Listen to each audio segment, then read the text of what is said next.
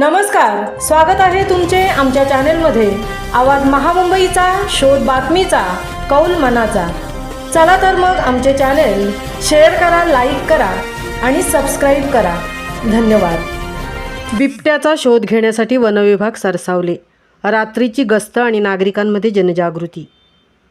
उरणच्या पूर्व भागातील पुनाडे कोपरोली परिसरात बिबट्याचा संचार असून कोपरोली गावातील एका शेतकऱ्याच्या 2 बकऱ्या मारल्या असल्याची बाब समोर आली आहे।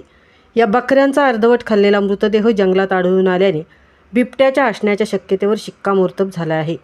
या परिसरात आणखीन काही प्राण्यांचे मृतदेह सापडले आहेत। बुधवारी घडलेल्या या प्रकारानंतर वनविभागाने तातडीने जंगलात गस्त सुरू केली असून बिबट्याचा शोध घेण्यात येत आहे। वनविभागाने सर्च ऑपरेशन केल्यानंतर येथे बिबट्याची विष्ठा सापडली असून त्यात प्राण्यांच्या केसाचे अवशेष सापडल्याचे वन अधिकाऱ्यांनी सांगितले। बिबट्याचा आणि मानवाचा संघर्ष होऊ नये म्हणून वनविभागाच्या कर्मचाऱ्यांनी पुनाडे रानसई येथील वाड्यांवरील नागरिकांना बिबट्यापासून कसे संरक्षण करायचे आणि कोणती खबरदारी घ्यावी याबाबत गुरुवारी रात्री मार्गदर्शन केले। तसेच कोपरोली ग्रामपंचायतीच्या वतीने खबरदारी घेण्यासाठी पोस्टरबाजी करण्यात आली आहे। एन.डी. कोकरे, परिक्षेत्र वन अधिकारी उरण पूर्व भागातील कोपरोली पुनाडे येथील जंगलात बिबट्या असल्याचे पुरावे सापडले आहेत। या ठिकाणी मोठे जंगल असल्यामुळे त्याचा शोध घेणे कठीण जात आहे।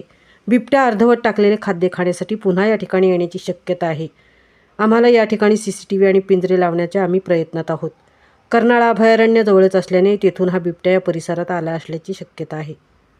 आवाज महामुंबईच्या चॅनेलसाठी अनंत नारंगीकरसह तृप्ती भोईर, उरण।